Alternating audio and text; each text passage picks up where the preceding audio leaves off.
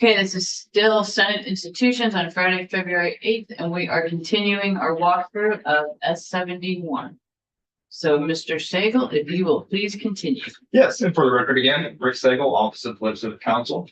We are on page 45 of S71, starting section 2421, data protection assessments for processing activities that present a high risk of harm to a consumer.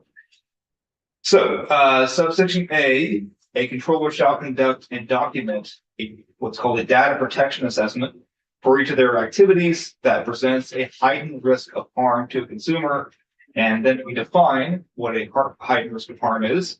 It includes the processing of personal data for the purposes of targeted advertising, the sale of personal data, the process of personal data for the purposes of profiling, where the profiling presents a reasonably foreseeable risk of unfair or deceptive treatment or unlawful disparate impact on consumers, financial, physical, or reputational injury to consumers, a physical or other intrusion upon the solitude or seclusion, or the private affairs or concerns of consumers, where the intrusion would be offensive to a reasonable person, or other substantial injury to consumers, and the processing of sensitive data.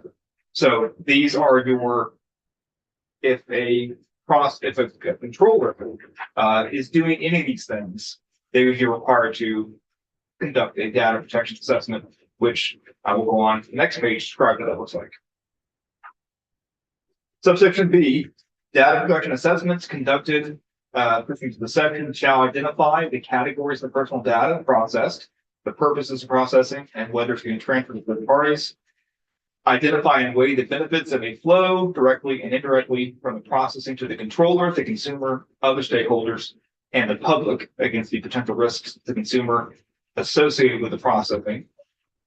The controller shall factor into any data protection assessment the use of de-identified data and the reasonable expectations of consumers, as well as the context of the processing and the relationship between the controller and the consumer whose personal data is processed. So the AG, we're on page 46. Thank you. The AG may require that a controller disclose any data protection assessment that is relevant to an investigation conducted through the enforcement mechanism that we're going to get to later, and they shall make that available to the Attorney General. The AG may evaluate that assessment for compliance with the responsibilities set forth in the chapter. These assessments are confidential and shall be exempt from disclosure under our Public Records Act. To the extent that any information is attorney product, attorney work, client product privilege, just because they disclose that does not mean it's been waived. So that information is still protected in court. D, a single data protection assessment may address a comparable set of process and operations that present a similar heightened risk of harm. If the controller conducts a data protection assessment for the purpose of complying with another applicable law or regulation, that assessment shall be deemed to satisfy the requirement if it is similar in scope and the effect of the data assessment that otherwise be conducted pursuant to the section. Similar to the privacy policy. If the policy is already in effect for another state and it matches what we are requiring, then same thing for the data protection assessments. F, a controller shall update this assessment as often as appropriate, considering the type, amount, and sensitivity of personal data collected or processed and level of risk presented by the processing throughout the processing life cycle, in order to monitor for harm caused by the processing and adjust safeguards accordingly, and ensure that the data protection and privacy are considered as the controller makes new decisions with respect to the process. And finally, G, controller shall maintain for at least 3 years all data protection assessments conducted under the section. Okay, any questions about the data protection assessments? Nope. Thank you. 2422, de-identified data, as you know, was defined earlier in the bill. A controller in possession of de-identified data shall take reasonable measures to ensure that the data cannot be used to re-identify an identified or identifiable individual, or be associated with an individual or a device that identifies or is linked or reasonably linkable to an individual or household. They shall publicly commit to maintaining and using de-identified data without attempting to re-identify the data, and contractually obligate any recipients of the de-identified data to comply with the provisions of this chapter. This section does not prohibit a controller from attempting to re-identify de-identified data solely for the purpose of testing the controller's methods for de-identifying data. Kind of like internal testing that they conduct. This chapter shall not be construed to require a controller or processor to re-identify de-identified data, maintain data in identifiable form, or collect, obtain, retain, or access any data or technology in order to associate a consumer with personal data in order to authenticate the consumer request under subsection 2418B. Comply with an authenticated consumer rights request if the controller is not reasonably capable of associating the request with the personal data, or would be unreasonably burdensome to do so, and does not use the personal data to recognize or respond to the specific consumer who is the subject of the personal data or associated data with other personal data about the same specific consumer. Finally, D, a controller that discloses or transfers de-identified data shall exercise reasonable oversight to monitor compliance with any contractual commitments to which the de-identified data is subject, and shall take appropriate steps to address any breaches of those contractual commitments. So, A3 requires controller to contractually obligated the recipients of the de-identified data. And I'm asking it because I have not gone through the whole thing. Is there something restricting the controller from providing the identified data other than through a contract? And then you can only do this through a contract? So let's go back to the de-identified data. That's maybe a good first step here.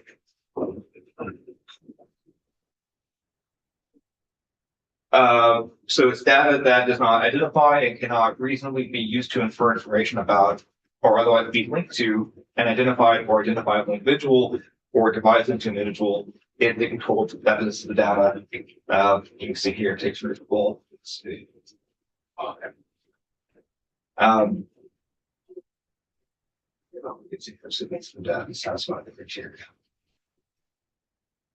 So I think we're on page 49,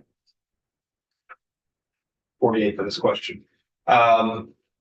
Is the controller otherwise limited, is your question, to providing de-identified data? My concern is that it sounds like it's forcing someone to enter into a contract that they wouldn't necessarily have to enter into because they can give away the data. Sounds like it's not an immediate question that can be answered. That's a good question though, yeah. It It is a good question. So if the controller had this de-identified data and wanted to share it, I think that's kind of the point of the bill, is that this obviously de-identified data is not as sensitive, right? Because it can't be. So, but I think you bring up a good point, is if the controller wish to share that data with a third party, would there have to be a contract between those two parties? I think yes. And is that the intent that you want to, that would make it question. So, yeah, okay, yeah. And, You answered my question. I'm yeah, concerned about that, but we can talk about that at some point. and there's another place where you have to be governed by a contract. So, Yeah, yeah, that's between controllers and processors. yeah, and that note, I noted that too. Yeah. So. Yeah. That'll be an interesting fact. Okay, so back on 49, any other questions about 2422, the de-identified data? No. Okay, 2423, construction of duties of controllers and processors. You can think of this as limitations. These are things that we don't want the bill. We want to make clear the bill is not limiting controllers and processors in certain ways. That's how I kind of think of this section, even though it's called some construction duties. So this chapter cannot be construed to restrict a controller's, processor's, or consumer health data controller's ability to comply with federal, state, other law, except it's prohibited by 1 BSA 150. That is our protected healthcare activity statute. You're welcome to look that up, but that's certain things that Vermont are considered protected healthcare. Comply with a civil, criminal, or regulatory inquiry, investigation, subpoena. Cooperate with law enforcement. Let you read the full extent of their carry out obligations under a contract, which that's the between the controller and the processor. That's the 2420B. Investigate, establish, exercise, prepare for dependent claims. Provide a product or service that is specifically requested by a consumer.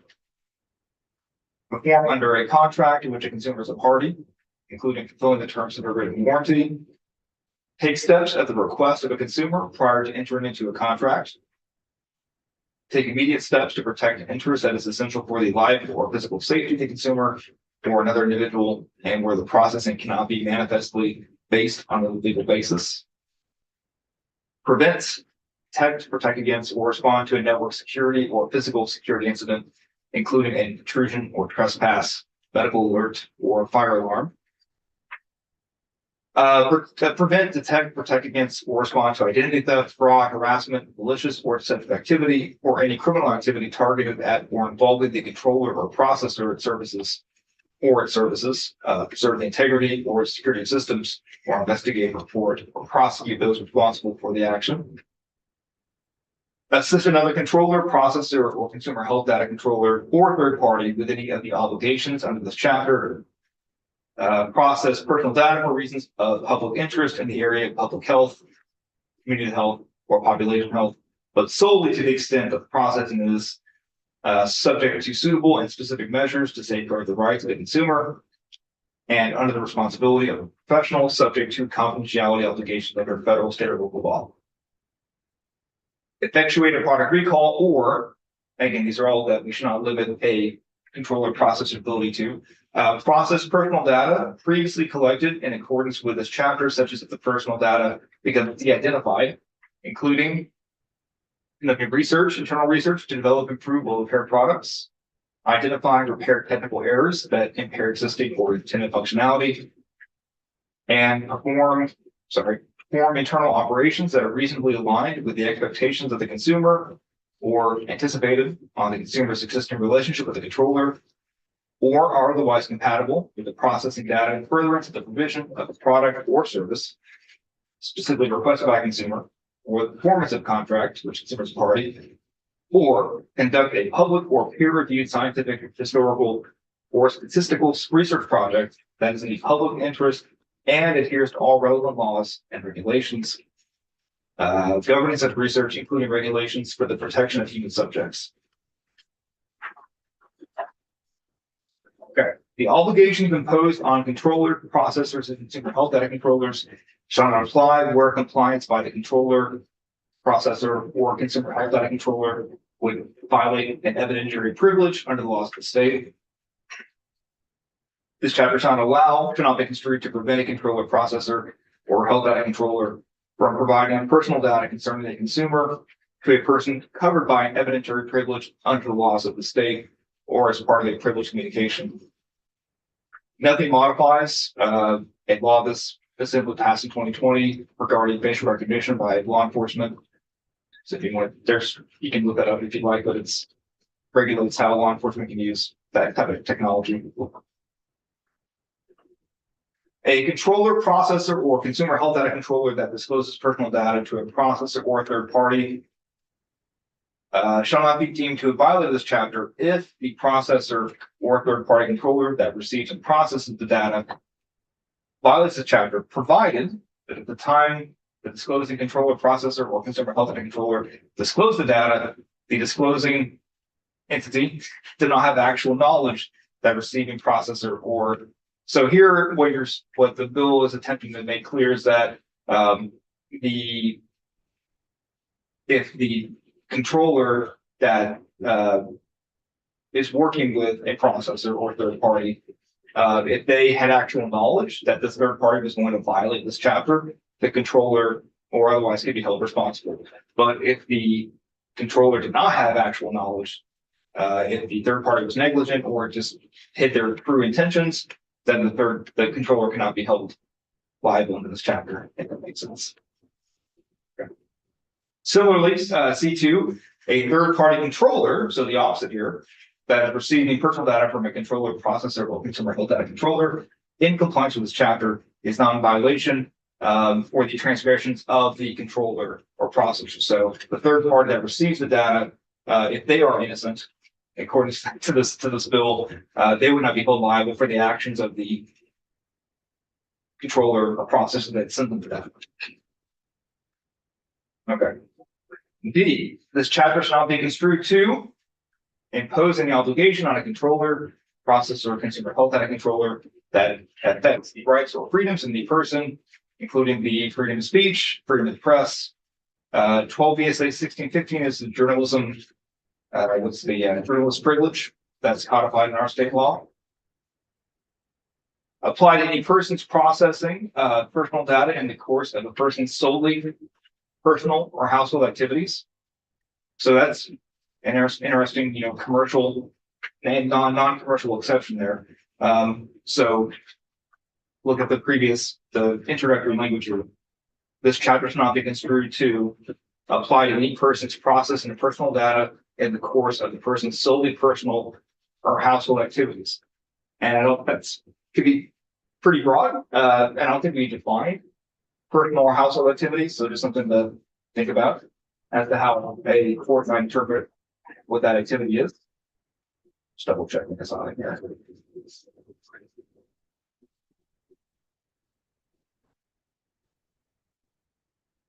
Yeah, it's on. Required in. Should we define that?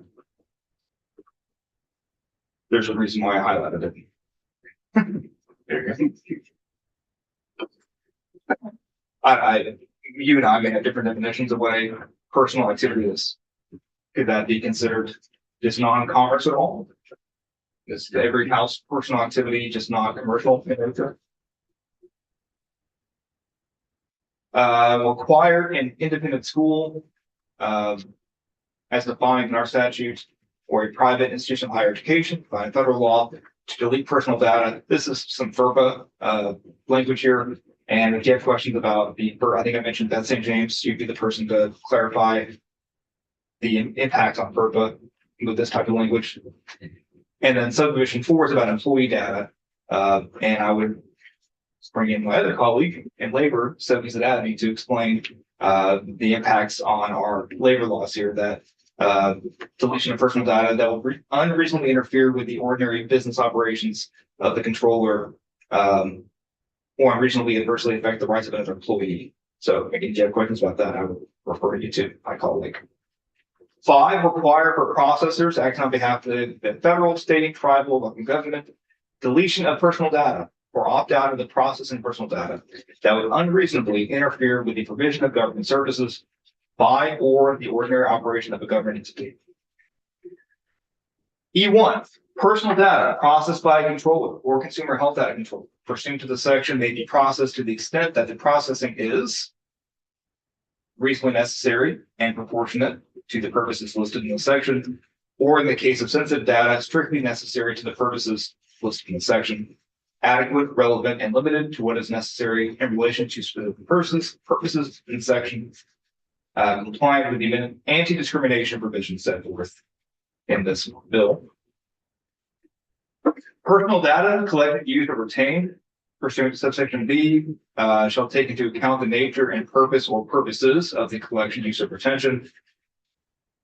Personal data collected, used, or retained shall be subject to reasonable administrative, technical, and physical measures to protect the confidentiality. Let you address that.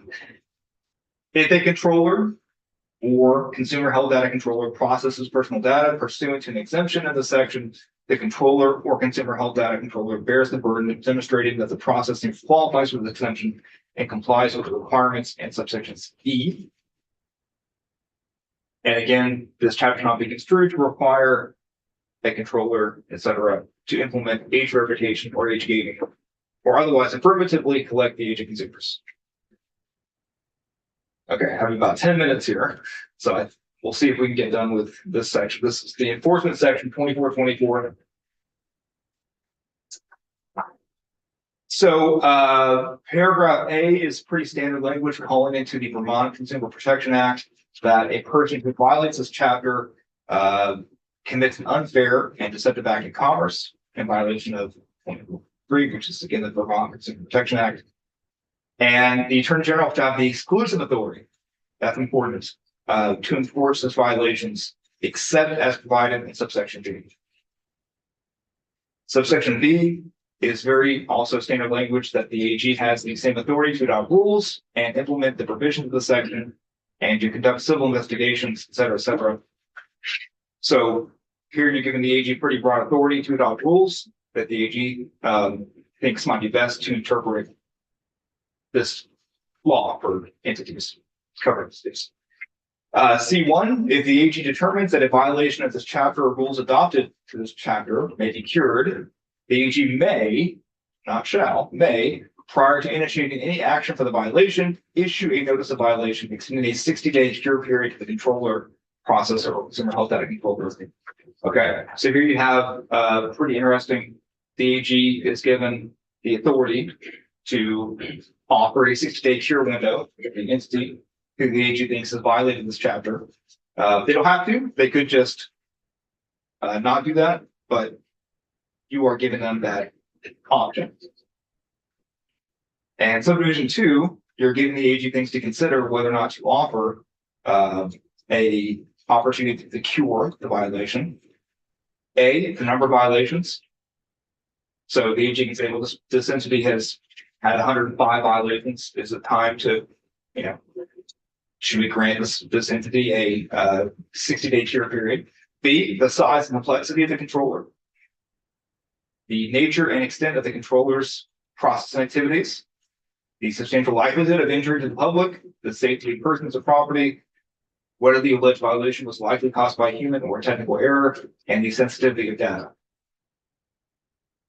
D1, the private right of action available to consumer for violations of this chapter or rules adopted pursuant to this chapter shall be exclusively as provided. Very, very important, this section here. So D, we're in D, top of page 58. Subject to requirements of this subdivisions to come, a consumer who is harmed by data brokers or a large data holders violation. Okay, so this is going to take the rest of the time here. What's going on? Remember, 2419C is that I highlighted earlier. It is the, I'll go back to it on my page here so I can read it to you. It is that most sensitive of information. The controller shall not process sensitive data except it's strictly necessary to provide a specific service. They shall not sell sensitive data. They shall not discriminate against the consumer if the consumer opts out of certain things. This is what 2419C is. Okay, so if a entity, if the person violates 2419C specifically, then there is this potential for a private right of action.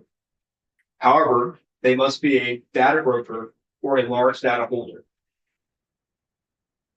So it's fairly limited here on who is actually, so far, and we're going to get even more limited here in a second, but we have data broker defined in a different part of the title, but it is defined if we reference it in this bill. I don't know if large data holder, I'll need to check that if that's defined, that's important. We need to be able to quantify what a large data holder is, but that type of entity, if they violate 2419C or 2425, that's the consumer health data. We haven't gotten there yet. So those are the two things that are eligible for the private right of action. The rest of the bill is not. So if this has happened, if there has been a violation, a consumer is eligible to bring a action under the private right of action in the Consumer Protection Act. And you see here what they can get to greater $5,000 or actual damages, injunctive relief, punitive damages if it's intentional, reasonable costs and attorney's fees, and any other relief the court deems proper.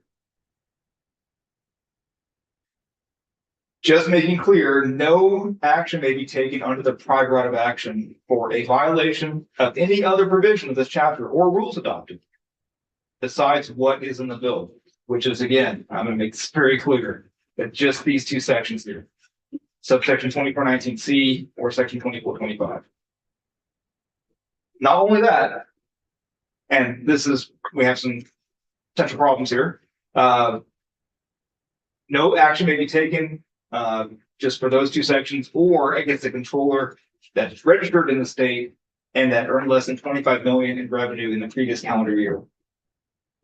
So the problem here is that when the state discriminates against out-of-state businesses as clearly as this bill does, that is likely to bring up the Dormant Commerce Clause, which generally is there to prevent states from protecting its own businesses to the detriment of out-of-state businesses. I see Senator Plunkett just rubbing his hands together. This is, again, my opinion, this is problematic. You can fix this, I think, fairly easily, but when you just say that a controller who is in the state is protected, and if they have less than 25 in revenue, the revenue thing is not as problematic. It's the registration of the state. So you're saying that a company in Texas or California is eligible just because they're in California or Texas. So that's something that you may want to think about. Is that, oh, I'm sorry, No, but that physical location or was there LLCs? Well, so the law says registered in the state. So it's where they're registered. Right. To give you, for instance, many businesses register Delaware. Right. For the tax break, but their physical location is in Vermont. So it is where they're. Yeah, this and You don't have registered defined, right? Yeah, And you but have registered agents here, whether that registration for incorporation in Delaware versus registration in Delaware. yeah, I think So we have to flush that out. yeah, we don't have it defined, but I think this is pretty connected to, like, we have the Secretary of State's office, which that's where you register your business. And I think we can kind of connect the dots and say, if you are registered, that's a good point. If you're a company in Texas and you do a foreign, I think they call it a foreign entity in Vermont, and you're registered, then maybe you are protected if you're registered here. But if you have not registered as a foreign entity, or if you're just totally not on the books in Vermont, then you would be potentially eligible. I just think there's a way to, if you we need to have a talk about it. yeah, talk about it. Yeah. And I probably need to go in a minute up here. Let me see if I can finish this part. So we're still talking about the private right of action here. But though now it's quite narrow, right? This is a very, very narrow private right of action. At least 65 days prior to the filing of any action. So let's say that a consumer has been harmed and it's under 2419C. So let's say they're sent to data sold, okay? And let's say the business, the controller, was a California company that made 30 million in revenue. So that company is eligible to be sued, okay? The consumer shall only once notify the AG of the alleged harm in a form and manner prescribed to the AG, which could be a website portal. It should require the name of the consumer and a reasonable description of the alleged violation, the harm suffered, and mailed to the alleged violator, meaning the consumer mails to the California company specifically, a written demand letter that identifies the consumer and reasonably describes the alleged violation and the harm suffered, unless the alleged violator does not maintain a place of business in Vermont or does not keep assets in Vermont. So that's also unique. That carve out there. I mean, use the word unique. Within 65 days after receiving the notice required by subdivision 3A, the AG shall review the alleged harm to determine whether the claim is frivolous or not frivolous. We're still talking about the private right of action. If the AG determines the claim is frivolous, the Attorney General shall notify the consumer in writing, and the consumer is prohibited from proceeding with an action under the private right of action. If the AG determines it's non-frivolous, or does not issue a determination within 65 days, the consumer may proceed with an action. Okay. So questions about the enforcement slash. We'll Okay. want to talk about this in detail. Maybe I can finish the section here. with Yeah. E? Okay. Please, if you can. Annually on Feb 1st, the AG submits to the assembly, disclosing the number of notices of violation the AG has issued, the nature of each violation, the number of violations that were cured, the number of actions brought under subsection D, that's the prior right of action, the proportion of actions brought under subsection D that preceded trial, the data brokers or large data holders most frequently sued under subsection B, and any other matter the AG deems relevant for purposes of the report. That'd be an annual report the AG provides to the General Assembly. Okay, if we only have 3 or 4. I know there's 146. But you need to go. I didn't go. Yes, thank you for your time Yeah, you're welcome. And and have a good week. perfect. Without us. I'll try. I don't know how I'll get along, but I know. I'll try. I know. Don't relax too much so that it's hard. Yeah. Okay, so committee, we'll start with this when we come back, obviously, finish up, walk through. And I'd like to have other issues to work on at the same time, just so have a kind of a little break from this. So that's my plan. And if there's anything specific that you want to discuss, either let me know now or give me calls over the week. Okay? But thank you for your work. This is very intense and it's a lot and I really appreciate it. Thank you and have a good week and happy town meeting. Hope you get to many town meetings.